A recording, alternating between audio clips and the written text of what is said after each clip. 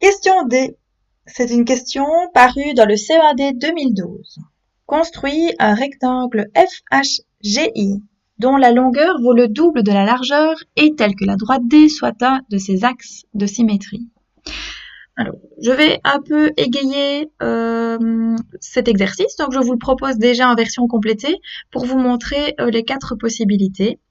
Alors, je propose premièrement de repasser notre axe de symétrie en vert. Comme ça, on sait que c'est la droite qui permettra à la figure, donc au rectangle qu'on cherche, de se replier sur lui-même. Alors, je vous conseille toujours, quand il s'agit d'énoncer, de lire jusqu'au bout. Normalement, si vous êtes attentif, vous voyez qu'il y a encore une phrase en dessous. Il est possible de construire plusieurs rectangles satisfaisant à ces conditions et combien?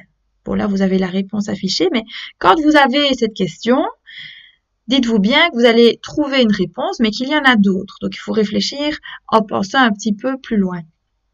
Alors, on cherche à construire un rectangle. Donc, pour un rectangle,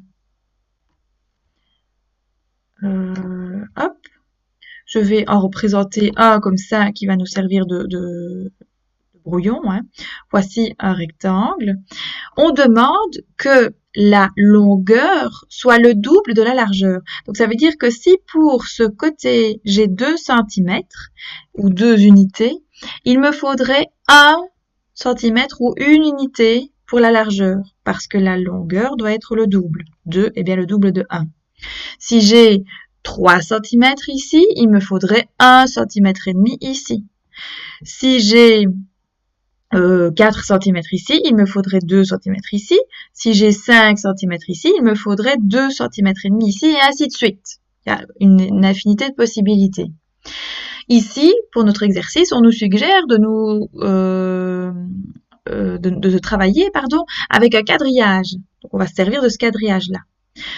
Le premier rectangle qu'on a choisi de faire ici, c'est celui qui part vers la droite. Donc, on avait déjà un point de départ. Vous voyez, FHGI, on vous donnait déjà le F. Donc, tout démarre de ce point. On va considérer ici, je vais le faire en jaune, un rectangle FHGI. Voilà. Qui répond à ces conditions. Mais oui, parce que si je prends la longueur du rectangle jaune, j'ai 1, 2, 3, 4, 5, 6, 7, 8 carrés pour la longueur contre 1, 2, 3, 4 carrés pour la largeur. Et donc, il remplit bien la condition du fait que la longueur soit le double de la largeur. 8 est bien le double de 4. Et la droite D est bien un axe de symétrie puisqu'elle permet au rectangle jaune de se replier sur lui-même.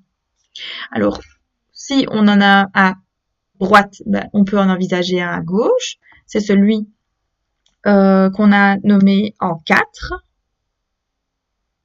Voilà.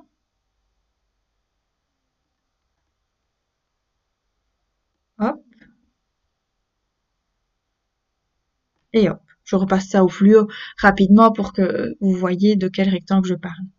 Alors ça, c'est les deux configurations, une à gauche, une à droite. Ça fait partie des solutions. Alors, on en a un autre aussi.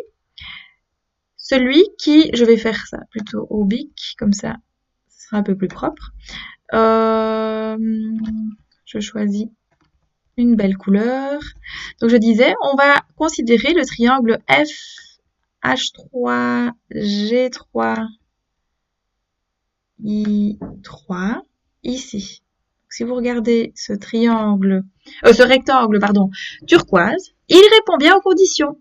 Parce qu'il a, hop là, voilà que je fais des petits traits qui ne servent à rien. Je disais, il a une longueur qui est cette fois-ci présentée de manière verticale, qui est bien le double de la largeur. En longueur, on a 1, 2, 3, 4 carrés, donc 4 unités, et 2 pour la largeur. Et évidemment, si on en a à gauche, si on en a à droite, on en a à gauche, je vais y arriver. Il est temps que j'arrête de tourner ces vidéos, je deviens gaga. Hop, et hop. Donc voilà pourquoi nous avons 4 solutions.